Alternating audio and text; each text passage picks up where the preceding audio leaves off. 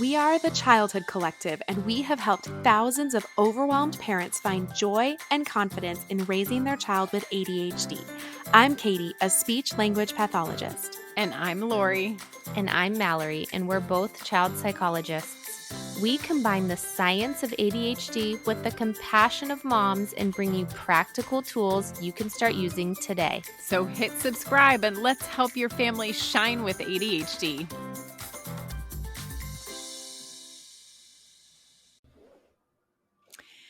So today we are thrilled to have Allison Puryear as a guest on the Shining with ADHD podcast. Allison is a therapist who burned out on agency work and then built successful private practices in 3 wildly different markets. Allison started Abundance Practice Building to help other therapists build their own full and happy private practices, because a happy therapist is a better therapist. In addition to being a successful entrepreneur, Allison is also the parent of a neurodivergent child, which is why she's on today. You can find her online on Instagram at Abundance Practice Building or abundancepracticebuilding.com. Yay, Allison, welcome. We're so excited to have you on the podcast today. Obviously, we just gave you a little bit of an introduction, but why don't you tell our audience a little bit about yourself as a business owner, as a parent? Yeah, so I will say a lot of my business ownership has required flexibility because I'm a mom and because one of my kids has had a lot of issues going on physically and emotionally over her, I guess, since she was 4. And so I would say like that has informed the way that I run my businesses more than anything else, more than any coach I've ever had or any business model or whatever. Being clear that my kids are the priority and that my oldest often needs more flexibility in my schedule has kind of been what set up this really great business for me. So, yeah. Yeah, that's awesome. And we wanted you to come on because Allison has played an integral role in our business. In fact, we wouldn't be here on this podcast truly if it weren't for Allison. So 5 years ago, I was starting my own private practice, and I can speak to Allison's resources because I literally was able to build a successful private practice like immediately because of you. And, you know, I've never had to worry about getting patients or money or anything because all my systems really set up because of you. But as a part of doing your membership, which is amazing, again, if you were looking for resources, check that out. I got to do a one-on-one with you, and I was on your podcast doing the one-on-one. So I'll try and find that and link that in the show notes if anybody wants to see that. But it was the first time I really spoke about my idea to have online courses for parents of kids with ADHD. And I had seen, again, working over a decade, working with families, that they really were given this option of medication and that was it. And we knew there were so many other resources for parents that they weren't getting. And I brought that up to you and you were so positive about it. Like you were just like, that's a great idea. And it was the first time, honestly, anybody had ever said, that's a great idea. And after that point, like I floated it to Mallory and Mallory was like, that's a great idea. Like, do you want to do this? And, Katie got involved in it. And again, if it weren't for you, we wouldn't be sitting here today. So a big thank you for that. That makes me so happy. And also, like, it's such an obviously good idea. Like, I'm sad that I was the first one to tell you that. Yeah, no, I mean, I brought it up to other people and they were like, yeah, that's a good idea, but I think you should maybe think about doing this. And you were really like, don't do a group practice, which thank God I listened to you, because that would have been, as a mom and prioritizing my mom life, that would not have been the right choice for me. Yeah. But yeah, you were the first person to really say, yeah, that's great. Do this, go for it. And I needed to hear that. Yeah. Yay. Yay. Well, thank you for being that momentum. Yeah, I'm so happy to. So you're a business owner, but like you said, number one, you're a mom and you need the flexibility of your business to really show up for your kids the way they need you to show up, especially your one child who's neurodivergent. Mhm. Why don't you tell us a little bit about your journey, actually, kind of towards the beginning end of just getting the diagnosis? What made you start the process of seeking out an evaluation? Yeah. So we're going to start with some different neurotypic atypicalities first, because that's where it all began. So it Sure. Okay. started when my oldest she's about to be 10. And when she was 4, I noticed her doing this weird thing with her eyes where she was like zoned out and her eyes were fluttering Mm. and like her body would go slack. And I was like, well, what is that? And I was the only one seeing it because it was just so momentary. It was so brief. Yeah. And my husband, who's in the medical field, was like, well, it's fine. Like, I don't know what you're talking about. I don't see it. I was like, no, you don't have to understand. I tried to imitate it. Turns out she was having seizures. Mm. And so from the ages of 4 to 6, we were desperately trying to find different medications to control her seizures. She was Wow. having seizures every minute for 2 years. Oh my We gosh. tried all the medicines. And finally, we're on like a last chance medicine. We had gone through MRIs. Her neurologist was pretty sure she must have a brain tumor or lesion because none of the meds were working. We went on keto Wow. as a family, which as an eating disorder therapist was rough. I was like, I hope none of my clients see me buying this low carb stuff in the grocery store. So we had tried so much and finally found a med that worked. During that time, she's blipping out every minute. Like Oh she's my not gosh. present every minute of every day. And so it was difficult for her to learn. Yeah. And also difficult for her to attend to anything because she kind of got a little break every minute. And Mhm. so in kindergarten, her teacher had said, she flits from one activity to the next. She doesn't stay with anything for very long. I mentioned it to her neurologist, and he said, yes, kids with epilepsy often have increased chances of learning differences. I think he said learning disabilities and ADHD. So keep an eye on that. She was really struggling with reading. So we took her to a psychologist who diagnosed her with a lot of learning differences, slow processing. I think she was still on a different med then. So she was also, getting IQ tested while having seizures Oh every minute yeah. during the Wow. testing. So everything was a little skewed and the Yeah. psychologist was very clear. Like, I understand this is written in the report that like she needs to be reevaluated. But Yes.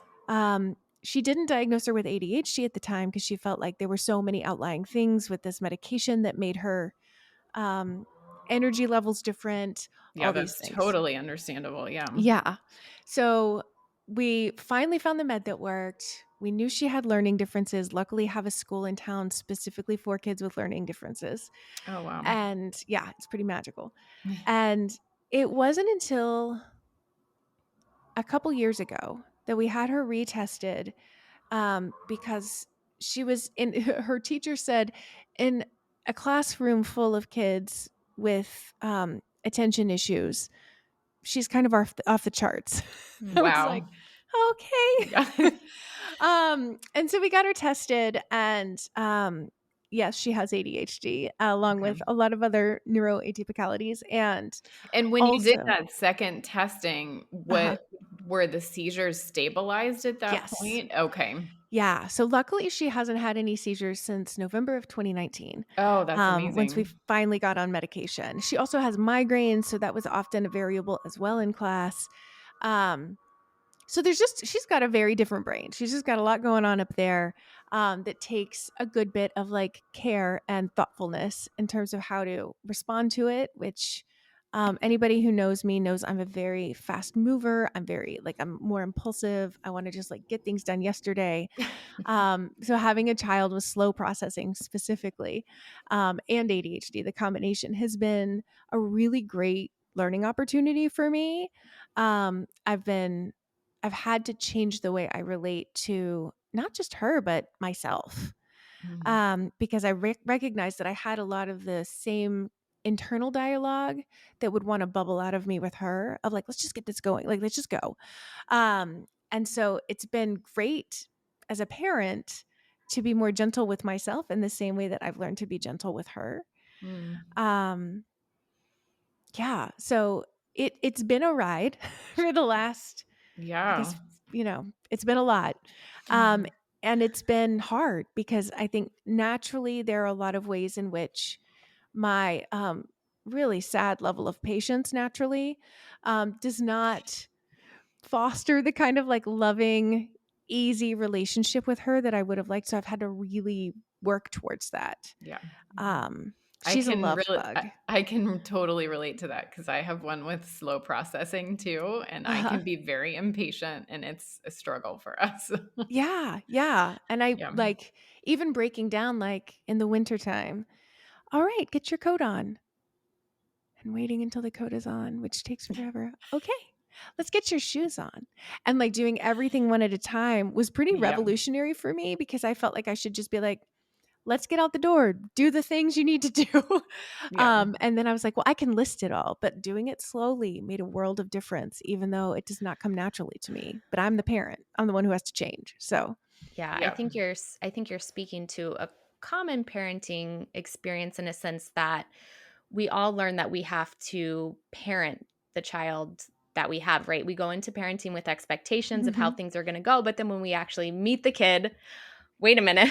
Yeah. And I mean, even parenting your own, if you have multiple children, some kids need to be parented differently too. It's this interactional process between parent and child. And there's just some level of that we can't expect until we meet them. But then having a neurodivergent child adds a whole layer of complexity to that as well, where we have expectations about parenting going into it. And hmm then things come up and we learn that, classic parenting advice doesn't work for our child. They need to be parented in a different way. And we learn a lot about ourselves in the process too.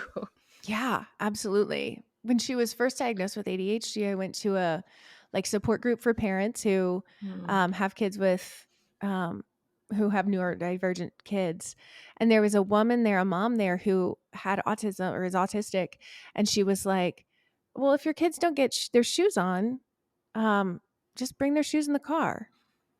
And it was so, like, mind-blowing to me and so obvious, and I was like, "Thank you so much for being here and your lived experience, and you just telling us what we didn't wanna hear but needed to hear." Right. Um, that, like, obviously, like, we don't need to have a power struggle over this in the foyer. Yep. If we need to get out the door, like, they'll get on in the car, it's fine. hmm Yep. hmm So, yeah. That's great.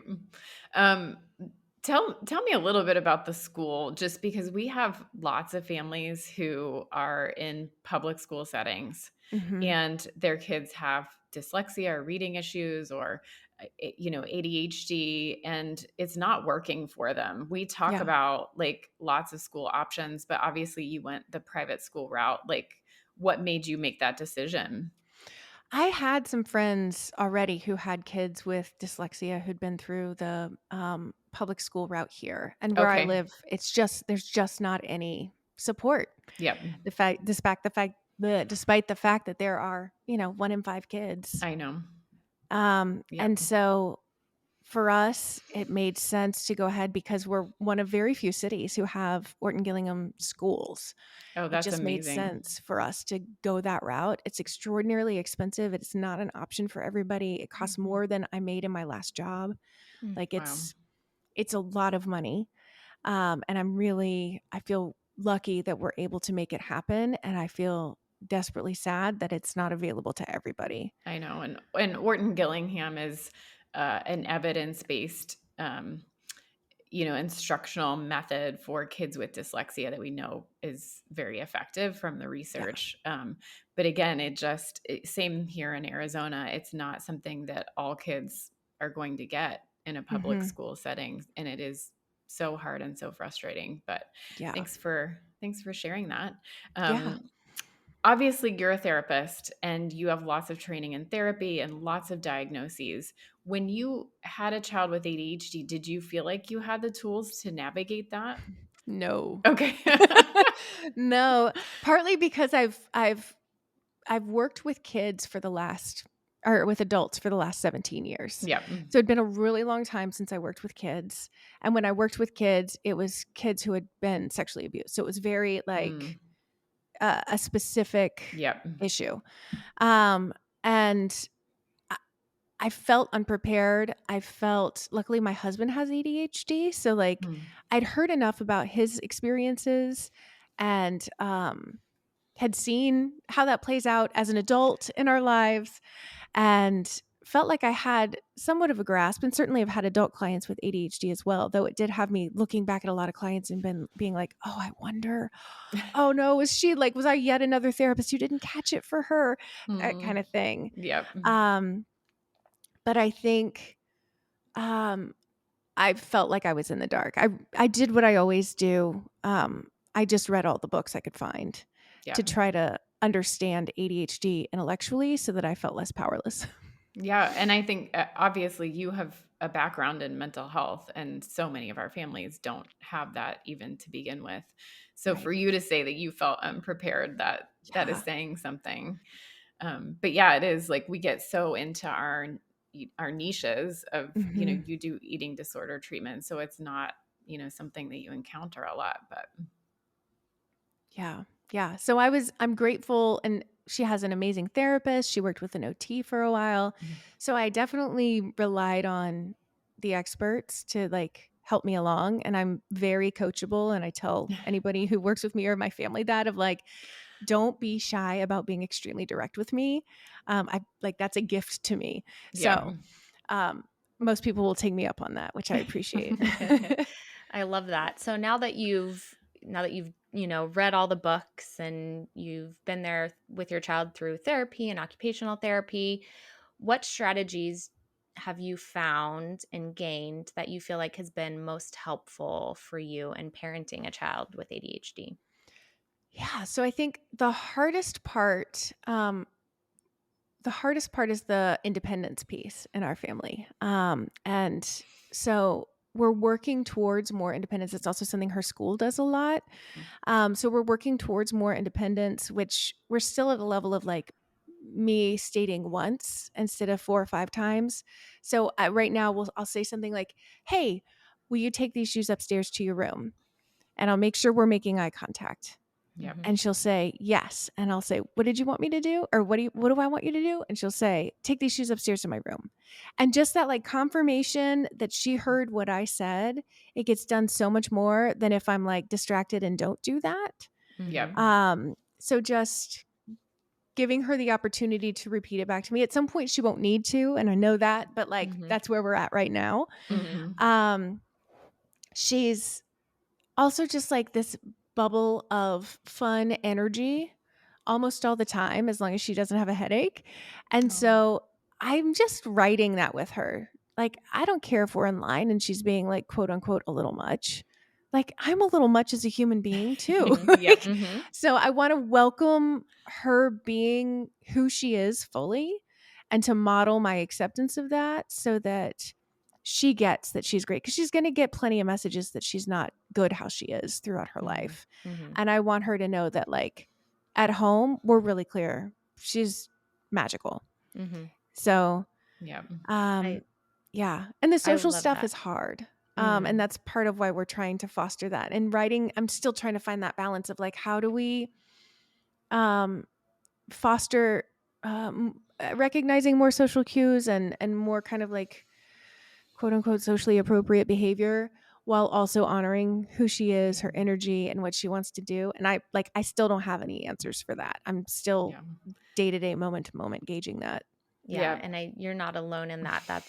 That's one of the most common questions we get from parents, or one of the most common challenges they're expressing to us is the social piece. Yeah. They're struggling to make friends. They're struggling in those relationships. And I think broadly, everything that you just mentioned kind of speaks to this balance in parenting of recognize, we need to meet our child where they are, and we need to kind of scaffold them towards, more independence, or meeting them where they are when it comes to their level of energy, and recognizing that that's okay. And even if they're, extra in line, that they're not hurting anyone, and that's okay. And that's their personality. And I have one of those that's extra too.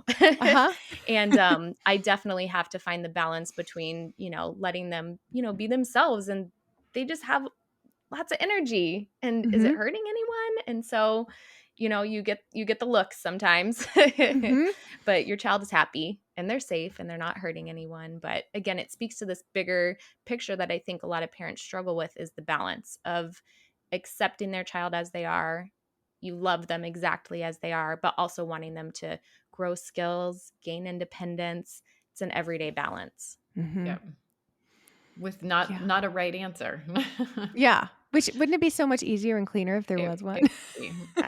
We would give it to you on the podcast if we had it, but we don't. Well, and then people wouldn't need us if there was a simple answer, right? Right. Yeah. So what advice would you give other parents out there who are really feeling overwhelmed right now, exhausted in parenting their child with ADHD? What would be your advice to them? Well, my advice, it's like me projecting, because when I've been most exhausted with the parenting, it's because I'm trying to control something. Mm-hmm. And so I would say, like, stop trying to control anything with your kid right now. Just like be with them and see them for who they are, and work towards accepting that, even if some of it is tough for you. Yeah, I love that. And we talk so much about that mindset shift for parents, once they get that diagnosis and understand my child has executive functioning differences, like these things are really hard for them. And sometimes that understanding is enough to like give them so much relief of like, oh yeah, like I don't have to have this expectation that they're at this level. Like they're here and I'm meeting them there. And it's a huge weight off of them. Right. Yeah, and that my child's behavior is not a reflection of my parenting, although their parents are getting the feedback that it is. Yes.